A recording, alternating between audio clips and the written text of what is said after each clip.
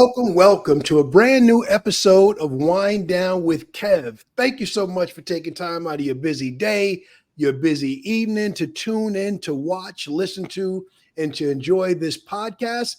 Before I even get started, I must say thank you to each and every one of you that follow this on Facebook, on Instagram, and especially to those of you that have hit the subscribe and the notification button on YouTube. Thankful. Thank you. I am thankful, humble, and blessed that you choose to follow me and the guests that I bring every Wednesday into your living room, into your tablet, to whatever device you're checking us out on.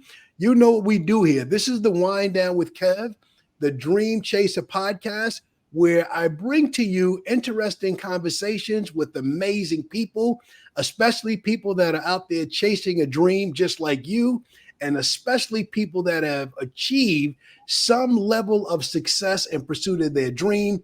My life motto is to inspire and be inspired, and tonight is no different. I'm bringing you my sister, my peer, my fellow All-State agent, and ladies and gentlemen, let me tell you that she is a boss. We are going to get into the details on the podcast, but let me welcome her to Acquanette Chatman. Please introduce yourself to the people. Tell them who you are and where you are from. Thank you so much, Kevin, for that great introduction. My name is Acquanette Chatman. I am an All-State agency owner in Atlanta, Georgia, and I have been an agent for over 16 years. Actually, this year it will be 17 years. And so I've been in the business for Beautiful, beautiful, beautiful. She's not just in the business. That was nice. That was humble. That was sweet, and all of those things. She's not just in the business, y'all. She is in it to win it. We are talking to the best in company winner for the year of 2023. And let me put that in perspective for you. There are over 7,000, maybe 8,000 All-State agents. She is best in company. She's the winner of the Pinnacle Elite Award, which is reserved for the top 1%. Acquanette, how does it feel? Oh, it feels just excellent. Hard work really does pay off.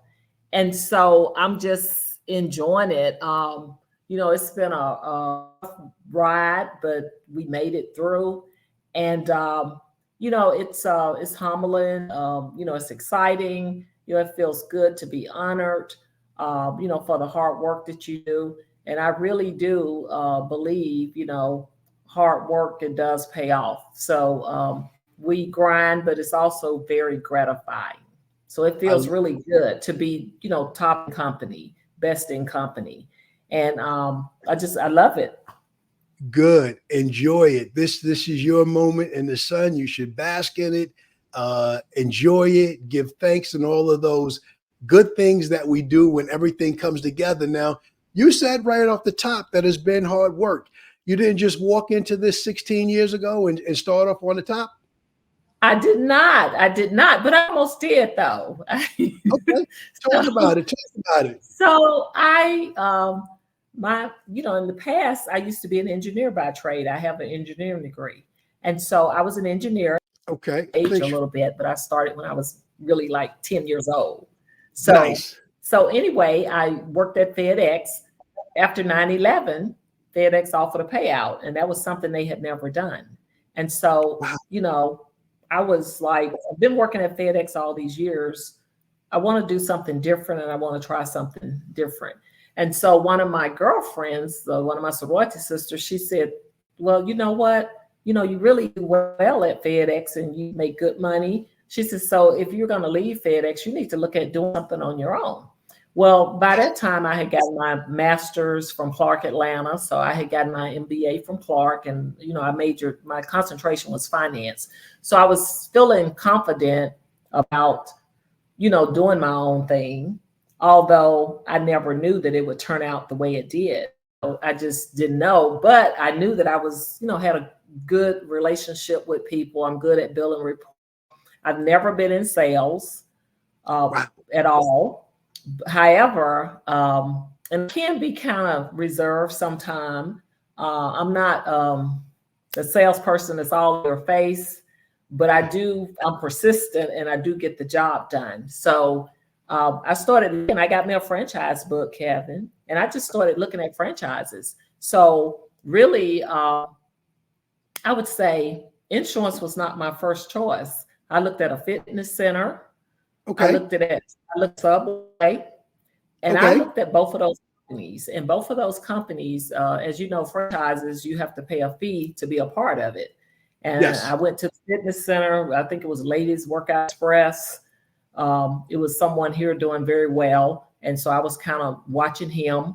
And then I saw that's discretionary income. So, and it was $140,000 to get into that.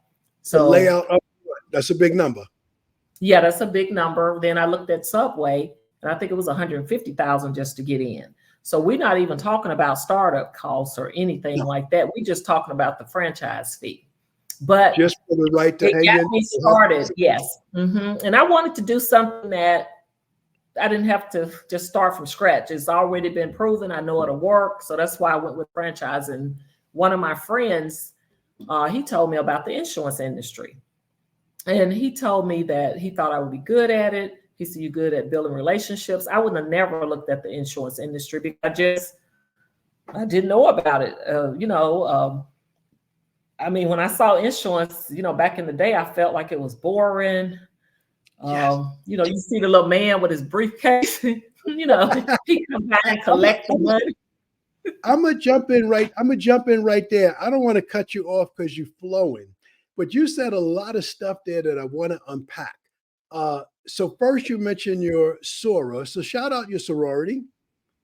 Yes, Delta Sigma Theta. Ooh, that's Incorporated. It. Delta Sigma Theta, to all the DSTs that's tuned in and listening. Your sister, your Sora, told you about this opportunity, and then someone else told you that they thought you'd be good in sales because you're good at building relationships. What did they see in you as a person or what you had done before at FedEx that told them that you would be good in sales? I think they had seen my track record at FedEx because being an engineer at FedEx, people might not know, but at FedEx, I was actually planning flights, you're dealing with management, you also selling your operating plan. So, Kevin, if you were the director of an operation, then I would be talking to you and I would be selling you what I think and how I think that the operation should run. Okay. And based off of my numbers, because it would be based off of numbers as I'm giving you. And so this particular person, he was in that position where he had been a director. Okay. So he knew you. And me not knowing that he thought that of me, but he did. And he said he thought I had the look. Yeah, he knew me a little bit. He said that he thought I look. And he also thought I had the expertise and the persistency to do.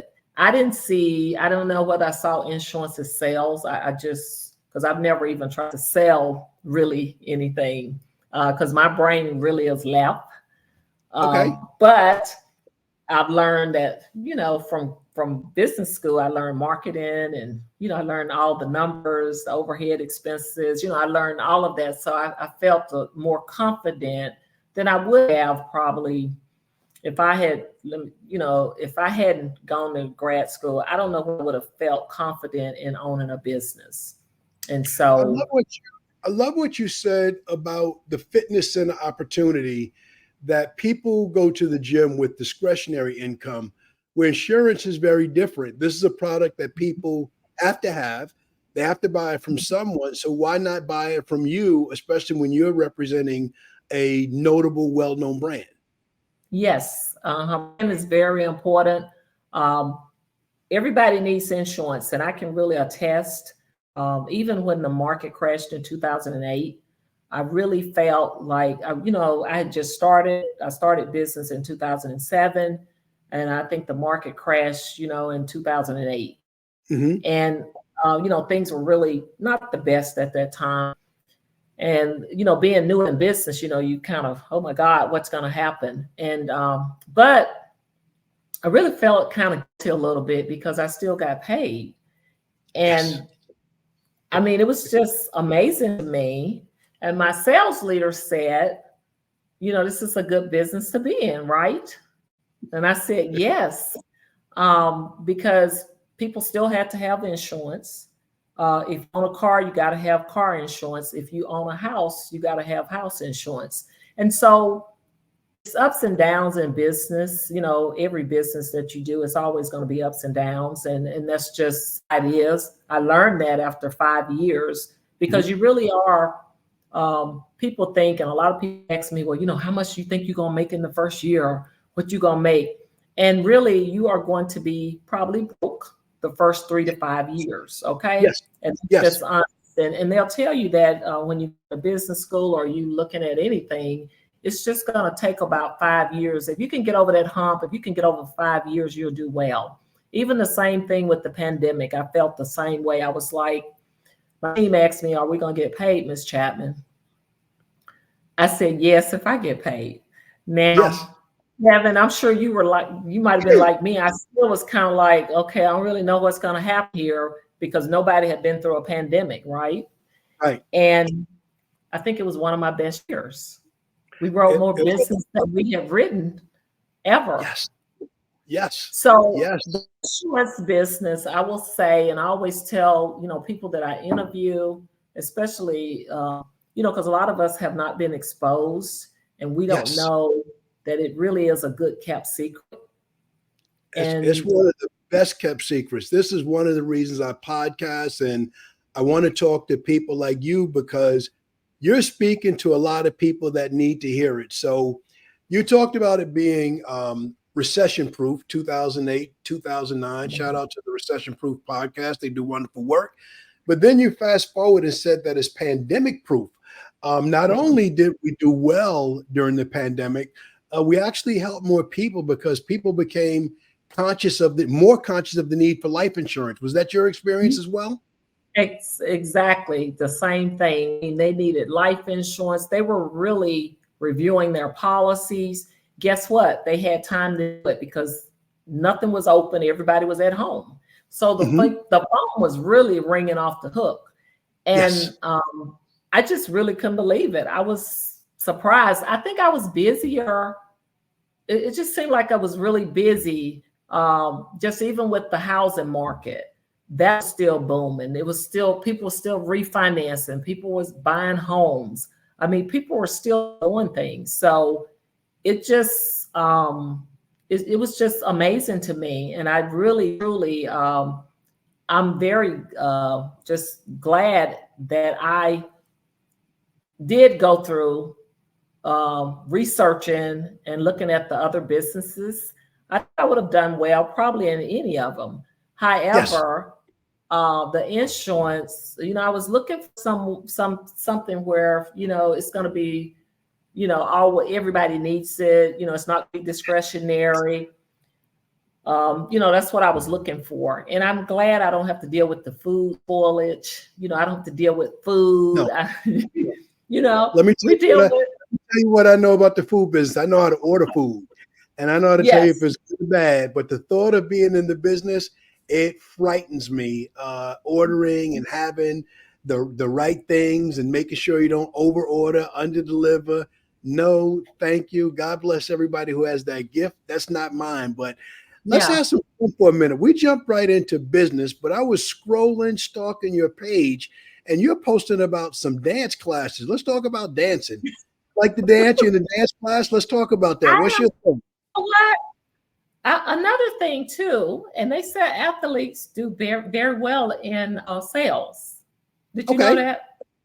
I do know that the competitor. So, are you telling me that you're an athlete?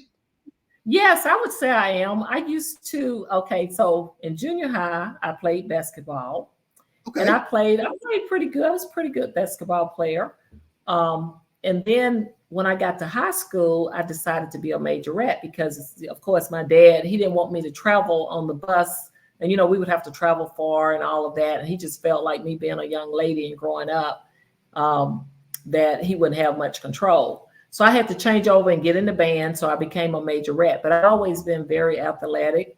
Always. I just like all sports. I probably like basketball the most, I will catch some of the Hawks games. I do like working out. I work out. You heard me say I was looking at a fitness center. Yes. So I used to be a workout junkie. I Okay. still work out as much as I can, as long as my body allows me to, but I'm changing over on what I'm doing. So I usually go really hard. But now I have this class that I really like, and it's a hip hop dance class. Okay. And Okay. um, yes, and I love it. So I just been going recently because I was having problems with my knee. So Yeah. I used to do Effect Fitness. So people probably have seen me post a lot about Effect Fitness. And they're a black owned business and they do very well. They're ex-football players and they're here in Atlanta. And so they really, but you got to go hard with them. They really, Okay. I mean, when you get out of Okay. there, you wet. So my hip Good. hop class, since I was having problems with my knee, I changed over to the hip hop class. And so I just love it because at the end of the class, what he does is he does a little routine. And Okay. then everybody learns the routine. It only takes a Okay. few minutes, 5 to 10 minutes, and then he tapes the routine. And so you feel like you really can dance. So Like you in a video, like you're a video vixen. You out there, they can see you now. yes. So I mean, and it's amazing. And then another thing I like that he does, he teaches the routine at the end of the class. Now, during the class, you're doing your aerobics, you're doing your dancing like any other class. But at the end of it, he takes about 5 to 10 minutes. He teaches the routine. He has somebody come in and tape it. And at the very end, he takes a picture. Every single class, he takes a picture of the class. Wow. And I just love it because I think he makes everybody feel important.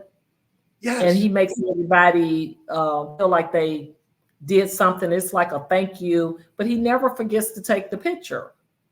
That's a beautiful thing. I mean, I think that's an incredible thing that's unique and about the experience of dancing at his gym. That's important. The things that we do that make people feel a certain way. It's a little thing. It takes 5 minutes, but the way that it makes you feel, that's the single most important thing about it. I just think it's absolutely, because it's making me think like, okay, does this little bitty thing. And I'm thinking about my team members and my employees. What can I do to just something? I heard somebody say, I don't know whether it was you or whoever, but sometimes it's just a job well done. You did a good job today. So I try to catch myself to say, hey, I really appreciate you. You did a good job.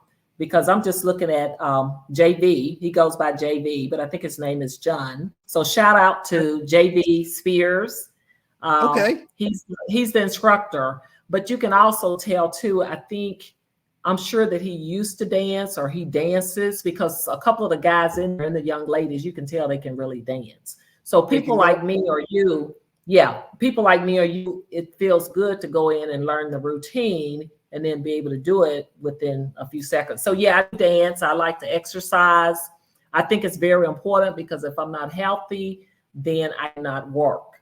And so you got to be healthy. You got to have some energy. So I try to balance that and make sure that I'm working out. I'm doing some form of workout, usually sometimes I work out with my celebrity trainer. His name is Hollywood. Sometimes I work out with him.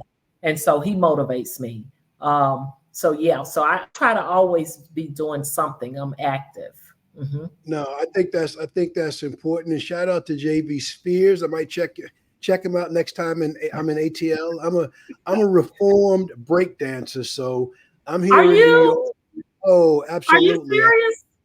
Oh yes, they would love you because the guys in there, I mean, it's like, oh my God. It's like, and what he does is sometimes, like if you in his class and like you said, you'll reform breakdown, then he might let you come up and do a few steps. No. It's been a while. I'm reformed. I don't do it no more. The bad thing is if I'm at a certain function and they play certain songs, I'm good friends with a lot of DJs and they play the back in the day music that I'm not supposed to try to do anything extra to. You got to get to a certain point in life. You got to stay in that two-step zone. Just two steps. Yeah, and Kevin, that's what I've gotten to. That's why I'm doing the hip hop right now. I'm not doing anything too strenuous, but I still, I used to go to Stone Mountain. We got, Stone Mountain is here, and I would climb up the mountain. And, I've done that many times and I love doing that. So during the pandemic, me and my friends, we went to a lot of the state parks and we went hiking. And so I like all of that. Mm-hmm. I love that, Acquanette, because I think after working hard or being home working alone, as we all did in the pandemic, finding a way to decompress. That's the reason I started the podcast. I was I looked up at my calendar. I had a whiteboard in my office at home, and it was empty. I had no appointments. I had no place to speak. I Mm-hmm. had no networking events. Mm-hmm. I had nothing. And someone Mm-hmm. suggested me to start a podcast, and I said, "What's a podcast?" So fast forward 4 years later, it gives me the opportunity to talk to people that I know both locally and people like yourself from across the country and have amazing conversations. And you're not out there. Now, I am back out there networking at a high level, but looking at you, you are what I would describe as a master networker. So talk to me about some of the networking organizations that you're involved with in Atlanta. Okay. I am, of course, as you know, and I think everybody else knows that it's on social media. I am a member of Delta Sigma Theta and Sorority Incorporated. Oh gosh, I've been a member for a very long time. So I pledged at the University of Memphis, which is formerly known Memphis State University. I pledged there back in years ago. I'm not going to say when, but I Don't am worry. a Delta, and I'm a very active, very financial. I try to do a lot of sponsorships. And so, and I do a lot of that. So if they come to me and say, hey, we doing this, or we having a cotillion or anything like that, I try to give back to the community. And so that has always been something that I like to do. I like giving back because I've been very blessed. God has blessed me unbelievably. And so I try to give back. I do give back. No, I you love do. the I love the youth, and I'm always giving. So if it's something I can do, and my sorority asks me that, then I'm going to give back to that. So Delta Sigma Theta, I'm a very proud member. I'm also a member of the Atlanta Business League. I'm very proud to be a part. When I got into business, I called my one of my best girlfriends, I would like to say, Leona Bar Davenport. And Leona is the CEO of the Atlanta Business League, and she's a mover and a shaker. But we went to grad school together at Clark. And I Okay. always looked up to her and I always admired her. So as soon as I got in business, she's one of the few first person I called to say, hey, I'm in business. What do I do now? And she just kind of steered me and put me in contact with people that I needed to be in contact with. And so the Atlanta Business League has been a great just liaison between me and my business. And it's just people knowing me. She's put me out in front of people. So it's just been amazing to be a part and to work with Leona. And, we have something called Super Tuesday. Okay. She does. And it comes the least organization, and it's in October. And so I've been Okay. on the planning committee there. And so it's a huge production, I would say. And, that's been great for me just to put me out in front, for me to give back to the community and then Yes. to rub elbows with some of the CEOs in the metropolitan area in Atlanta. It's just been great. And so Leona has pulled me in, and she's just been always seriously, since I've been in business. So that was a good move for me to call her. And like I said, I don't know whether I really knew in grad school what she did, but I just liked the way she looked, and I liked the way she carried herself. The way So she moved. Let me jump in here to ask a question because this is a jewel here I don't want to miss. People are moving to Atlanta in droves. It is the yes, Mecca City, the chocolate city. It's the place that people want to be. I love Atlanta. I think I was there 2 or 3 times last year. I came to Invest Fest and I went down there to film some content. How important do you think it is for people listening to the podcast, young people, career changes, moving to a new city? How much, how important is it to network and get involved in the community, not just say, hey, look at me, I'm Kevin, come buy stuff from me. How important is it to get in there, get to let people know you, like you, and then hopefully do business with you? yes. I think it's very important because that's what I've done.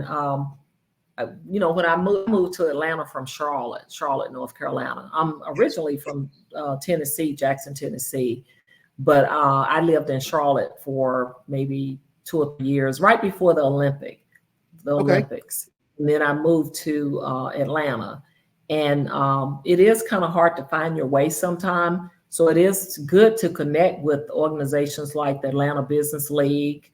I'm a member of the Urban League. It's usually an urban league in each city. And so with that, and I'm not really doing more to, it's more of an awareness. I'm not really doing it to, I'm gonna get all these customers. I'm more giving back to them. If I get customers from it, it's good. But with not the Atlanta business, but the urban league, they have seminars and they deal with a lot of people who might be underprivileged or people who just trying to find information. And so with the Urban League, we have a buyer seminar and it's usually quarterly. And so I work with, I work with Jeanette. She's the director of that housing authority over there. And so she does that. But Nancy Flakes is the CEO of the Urban League here in Atlanta. But they do a fantastic job. And they help people purchase homes, and they go through the whole process, Kevin. They go from the mortgage person down to the insurance person on down to the inspector. So they go through all of that. And at the end of the class, you do have to have so many hours in order to participate in the home buyers program. So it is a program where you can purchase homes. So I think it's very important when you're moving to another city to get involved with the leaders of the community. I love that. And I love what you said about the whole first time home buyer process, because again, it's not always about us just selling. That education and awareness, that seminar that you do today, that person may not actually buy their home until a year from now or 2 years. Mm-hmm. And they may go with somebody else first, but there'll be something that clicks in their head and they'll say, I remember she said, let me call her or let me do that. I like to help people, whether you buy something from me or not. That's extra. That's the next level. But if I help you and it benefits you, I feel good. The rest of it, the good Lord takes care of it. It comes another way. So I definitely thank you for giving that networking tip to anybody out there that's listening, trying to figure out how to get started. Maybe you're where Acquanette was. Maybe you're downsized, right size. It's 2024. A lot of that's going on. I'm hearing big name companies are using AI more and using some people less. So I love talking to people about building a bridge before they need it, so that God forbid they're caught up in that. And I think this is a great opportunity for mid-career people. I didn't get a chance to start my agency until after 20 years on the inside of Allstate, but I'm grateful for it because by then I was much more mature and I was much more ready for it. I agree. Same with me. I think if I had started at 23, I would not have been mature enough to do it. Having been in the corporate sector and worked there many years, I was able to transfer the skills that I have over there here. And it's been just really amazing. So I do believe that it's good. Like if you're in the middle and you may be trying to figure out what you would do, you might want to do some changes, then this is a good time to do it. And it is possible, all things are possible. And it seems impossible until you do it. Yeah. So yeah, it's impossible. It seems impossible until it's done. And then you're right there, which is where you are on top of the world, pinnacle elite, best in company. Now, is this your first best in company? No, it's not. I actually did I did best in company. I think it was like 2011. Okay. 2011. And it's a fun story because my sales leader at that time was Rochelle Bridges Johnson. And she was like definitely blue. And she had worked at Allstate for many, many years, but she had come over to the sales side and she was my sales leader. And they had added my numbers wrong. And me, I was kind of green then, so I really didn't, it's like I wasn't sure. And at that time, they had something called RFG. So, and Yes. you had, your numbers, they added up to 800 or whatever points it was. And so I had been watching it and I had been adding it up. And so at the end of it, they had come out and said I was Circle of Champions. And I said, Rochelle, and I just talked to Rochelle, but I think I'm Inner Circle. At that time, it was called Inner Circle. That was the top of the top, And yes. yeah, and she said, let me check, because she always print the numbers at the end of the year, and she would always do a hard copy. So she had everybody's number. She went back, looked at the numbers. She said, yes, you are Inner Circle. And I said, don't worry about it. I said, don't worry about it. That's okay. I said, I'll take Circle of Champions. She said, oh, no. She said, you might not ever make this again. She said, this is the top 2%. And so I didn't even know, I just didn't know. And so she said, no. She said, we're going to get Inner Circle. Sure enough, she called the regional office and they had made a mistake. Where did that win? What trip did you go on then? Switzerland. We went to Switzerland. I love it. It was lovely. I will go to, I don't travel Europe too much, but I love the, islands and the beach, Jamaica and all that stuff. But I was able to go to Switzerland, and it was fabulous. It was a beautiful trip. When Allstate, when they lay the red carpet out, they lay it out. It's like amazing. Okay. Yes. And so they make you really feel, we're talking about making people feel important. They make you really feel important. Okay. Absolutely. And so that's the last time that I won. So, I'm just really humbled, to do Pinnacle Elite, because it's been a long time, and it's really true what she said, that I'm not ever, she said, no, this might not happen again. I didn't realize how difficult it was to because you won early. So if you think of it in terms of an athlete that gets to the Super Bowl or the NBA championship, and you're holding out and you think, well, we missed it now, we'll get to next year. There is no next year. It's like when you're close to finish your food. And this year you did that, and I believe you'll be headed to London. I'll be going to London, so I'm excited about it. In June, we'll be going to London, and I'm really looking forward to it. I'm looking forward to some downtime, and I haven't been to London before, so this is going to be really something new for me, and all the history that's there. I'm looking forward to it, and just to see something different and get away, and really enjoy my honor, being honored. Just enjoy being honored, So I'm excited about that. I'm really excited.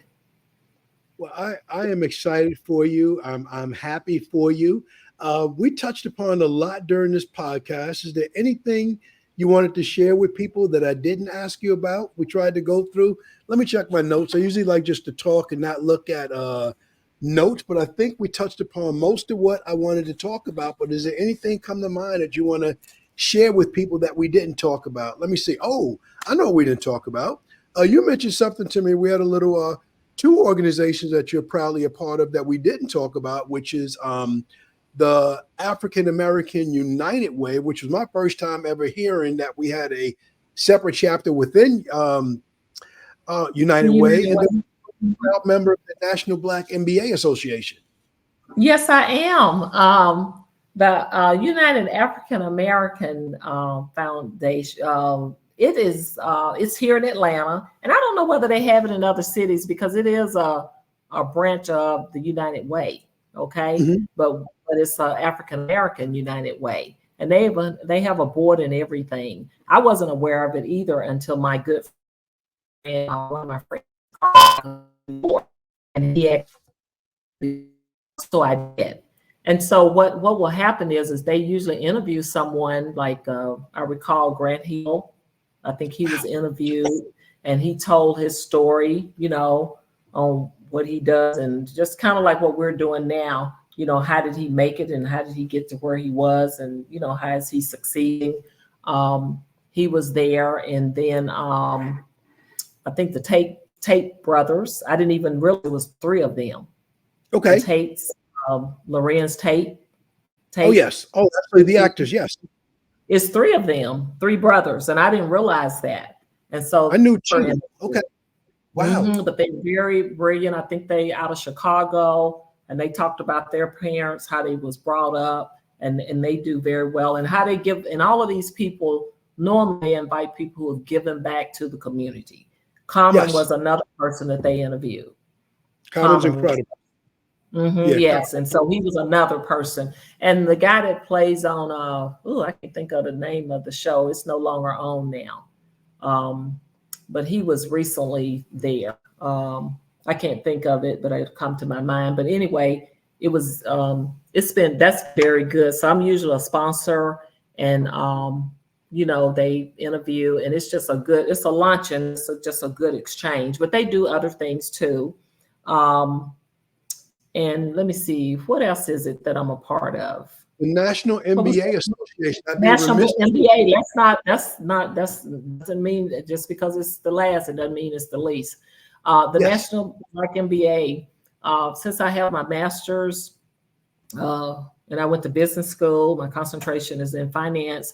I try to stay a part of that because it is young people coming into the business world. And so I try to give back to that too. I've just recently, I had an intern that was working in the office. Her schedule didn't match up with the office, but I had hired her. I thought it would be good for her to get it's a small business, but you'd be surprised how you get to speak on the phone, you get to communicate, you get to get some thick skin because, everybody, people gonna respond to you differently, because it's different people that you're dealing with.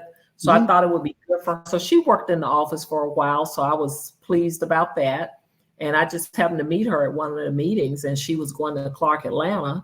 And I told her, what I had going on. And she was like, okay, I would really like to do it. So I try to work with mentor students, that I can. Now I have just recently signed up for a mentorship. So the way it works is it might be 3 months or whatever, but they'll work with me. And I'm assuming that they'll probably come to the office and they might do a day-to-day or maybe a couple of hours, So that's how I try to give back to the MBA.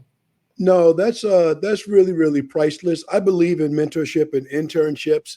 I've always used interns in my agency. Right now, I'm beginning a separate program specifically to mentor people into the insurance business. But what you're doing within that, exposing the students, because academia is academia. You can study from a book, but it doesn't really mean much until you actually apply it. I was speaking to my doctor the other day. I've been going to my doctor for 20 years, and he always has students there. And I was asking him about his program, what does he teach? And he said exactly what I said. He said, the books are one thing, but you must talk to people. You must develop your bedside manner, and you must learn how to ask real people real questions to develop information. So that's wonderful what you're doing on every level, every organization. I think you're a shining example of what can be done when you put your mind to it. You mentioned the left side of your brain. You have the engineering piece. Going with the finance piece, they definitely better not have played with your numbers, because numbers is what you do. Acquanette, the way I usually like to close my podcast is always ask my guests to say an encouraging word to any dream chasers that's out there. Maybe they're chasing their dream. Maybe they're in a season where they feel a little bit discouraged and not sure that things are going to come together. So if you would share something just to encourage someone that may be going through it, they don't know the next step, just to keep going, I would love to hear what you would have to share. Okay. I would say, number one, you want to align yourself with others that you're trying to be like. If you're trying to be an insurance agent, like me, I just didn't go and open an Allstate agency. I actually went an Allstate agent, and I worked with that Allstate agent. And guess what? I worked for, I didn't get paid a whole lot, but I needed to learn the business. So sometimes you might have to move back in order to move forward, And so that's how I did mine. I mean, yes, I'm smart, but I didn't know anything about the insurance business. So I worked with actually the guy who had my policy at State Farm. work with him, and he really kind of taught me the insurance business. Yes. And from there, then I knew the business. And then now I just got to find, okay, where am I going to be an agency owner at? So I would align yourself with others who are in the business, okay? Whatever it is you're trying to do, try to align yourself with and surround yourself around positive individuals too, because you don't want to be around people who are saying, oh, it ain't gonna happen, you're not gonna do well, it's not gonna. Somebody asked me, I used to the new agents back in the day, and somebody asked me, well, I told them that I called the agents that I picked out agents, that looked good and they looked like they were making their numbers. I don't know whether they were or not, but they looked good on the picture. And so I called at least 3 of them. And they asked me, well, did you call anybody? Did you think about what happens if the business fell? I told them, for me, it wasn't an option. I didn't even talk about failing. It was not an option for me to fail. And so I only talk to people who were positive, like-minded. Those are the people that I talk to. And then one of the agents, her name is Laura Harris, and she had spoke to us many years ago. And, when you first start, you are kind of nervous and you don't know what's going to happen. And you're kind of nervous about it. And so she said, if you're sleeping all night, then it's probably not going to work. Okay. So you are going to have some butterflies. You're going to have some butterflies. So if you're sleeping all night, then it probably ain't going to work, No. And so, so I would say perseverance. I mean, you got to have that work ethic too. Because being a business owner, and Kevin, you know this, it takes, it's just a lot. It takes a lot. Okay. Yes. And you got to stay motivated because you got to keep your people motivated. And so you really got to have that perseverance. You got to have that balance, like we talked about, working out, doing other things, giving back to the community. So perseverance, aligning yourself with others. You got to have some faith too, because you got to be able to take that first step. Like my family, I don't know what they thought and even what they think now. I think they know I'm a boss, I think they know that. But other times your family and friends, they know who you are. So they might not be your, biggest supporters, because they might be worried about, oh, I don't want this to happen to her and I don't want her to fail. So they're just trying to protect you. But when I got interviewed, one of the guys, he interviewed me. I remember him very well. His name was Bob Pierce. He said, if you're dependent on family and friends, you're going to be broke. Okay? That is solid advice right there. And so I never forgot it. He said, if you dependent on friends and family, you're going to be broke. Yes. And he told me, he said, so you're going to have to come up with marketing. You're going to have to come up with something you're going to do to market your business. He said, because otherwise nobody's going to know you in business. Okay. That's the jewel right there.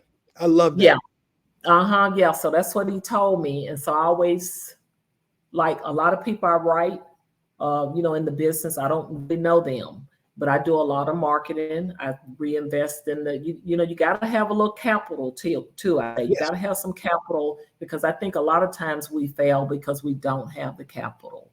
So you need to have capital, try to keep your credit worthy, because when you start the business, you are going to go through some things, so I would just say, like I said, aligning yourself, having the faith to take that first step, perseverance, you got, in that work ethic, you got to have that. And then you got to be trustworthy. You got to be trustworthy. And if you have those things, respectful, trustworthy, people are going to do business with you, because I do believe people like people that they do, they do business with people they like. Okay. And I believe that. So, and you got to be trustworthy, but I'm not going to do business with you if I already know that I can't trust you. You know what I'm saying? So you got to have some of the stuff you got to already have just inside of you. It's just got to be there, Yeah. And then the other part, insurance can be taught, Insurance can be taught. So I learned the business. I didn't just jump in it. I know some people jump in, But some people Right. have, like you, Kevin, you had already been in the insurance, you had already been in the business for many years. Yes. So for you, Yes. it probably wasn't hard for you to jump in. But It me, like I said, was. It was. I knew what I knew, but there was a whole lot I didn't know. It was very humbling. I needed a lot of help in the beginning, and I'm still not ashamed to raise my hand today. If I see someone excelling in an area that I'm not dominating, I have no trouble calling a complete stranger agent I don't know. I say, I see your name at the top of the list. What are you doing, and how did you do it? I've never yeah. stopped learning. Never. And I do the same thing, because if you're one of those agents, or just in business in general, where you know everything, then you're not going to do as well. I don't No. know everything. No. Most of the stuff I know, I've been taught by others. Allstate has done a really fantastic job. I mean, because back in the day, I had a sales leader. I think I had we had a team of people that worked with Mhm. us. We don't necessarily have that now. So when you No. get into business, now you're going to have to talk to somebody like me or Kevin. You're going to have to talk to us to see what are we doing. And I think, Kev, I know you coach and everything. And so you're going to have a coach or something to help you out, because right now you really, you could be an island. Okay. And And so, that's a tough place to be. You don't want to be on an island by yourself. You want some friends in the business. You know what? I would say what you said. Call a few people and see who's reciprocating that positive energy. I love to talk to people that's encouraging. I don't need to join the pity party. I don't like it. I have negativity allergies. When people are negative too long, my skin starts to crawl. I get hives in my face and I break out and I got to run from that conversation. I have allergies to negativity. I can't take it. I can't, like, yeah, seriously. yeah, yeah, cannot take it. Yeah. And it's just, and that's another thing. You always will be around positive, like-minded people, because if Mhm. you always complaining, it can get negative, like you said, it can get inside your skin. And one of the guys told me too, the same guy who told me if I'm dependent on family and friends, he told me this too when he left. He said, Allstate gonna always be changing. He said they're gonna Mhm. always changing the goals. He said you have to figure out what your goal is. Okay. Yes. He said, and then stick with it. So, my target market is 2 autos and a home. That's my target market for his customers, Yes. So, but it's so, insurance is so huge, it's so big. You get to meet people from all over, all walks of life. I mean, I just love it. I think I like the customer base more so than other stuff. Yeah, we have to do the little admin stuff and the little, other stuff, but it's much more to it than that, and it's really a lucrative business. I always tell everybody it's a good business to be in, but you do have to have some patience, some temperament. You got to have all of those things. And my sales leader told me this. I didn't realize what she was saying. She said, everybody cannot do this. Everybody No, can't it's do. not for everybody. It's not easy. It's not for everybody. But when you have those other things, and you were talking about what you like, um, the thing I love the most about the business all these years in is the people. I love the backstory of the people, because Mhm. every conversation to me, I'll make you laugh. To me, when I'm talking to a customer, maybe you just bought a home in an area, maybe you just moved to an area, and I talk to you, tell me your story, it's inspiring to me. So I love hearing it. Mhm. And that's really the richest part of the job to me. Um, the money is good. Don't let me mislead you. But the richest part is getting to know people and their backstory and then growing with those people. I have a young man came to this country not long ago and was single and said he was going to start a painting business. And I said, well, you're new in the country. How are you going to market the business? He said, well, I have a strategy. I'm going to talk to some realtors and I'll get little jobs at first and they'll give me bigger jobs. Don't you know, 4 or 5 years later, he has a booming business and it's hard Oh for my me to God. refer to. Yeah. Oh, he did it. And I talk to people like that all the time. So they inspire me. So I love to inspire and be inspired. And Acquanette, Yes. you have been an inspiration on this podcast. Ladies and gentlemen, please check her out. If you're in ATL, I know I have an audience in ATL. Check her out. Follow her everywhere on social media. That's her full name, Acquanette Chatman. And on IG, she is I am Acquanette. Hmm. Yes. Give it up. Yes. Acquanette Chatman. Thank Thank you very you. much. Hey, thanks for watching an episode of Wind Down with Kev. I really hope that you enjoyed it. If you liked what you saw, please do me a favor and click on the notifications and the subscribe button. Thank you. One more thing. You probably learned a lot about my guests, but you don't know anything about me. So if you'd like to know a little bit more about me, who I am, what I do, if you'd like to learn about my mentorship program where I teach agents how to launch a 6-figure career, or my new one where I'm going to give away the 8-figure insurance agency blueprint, or you want to get a free copy of my ebook, Mentorship Matters, my podcast page, my IG page, whatever it is that you know about me, I'm an open book. Click on my link tree right here, book an appointment, book a call, and you can join my community and be a part of everything we do.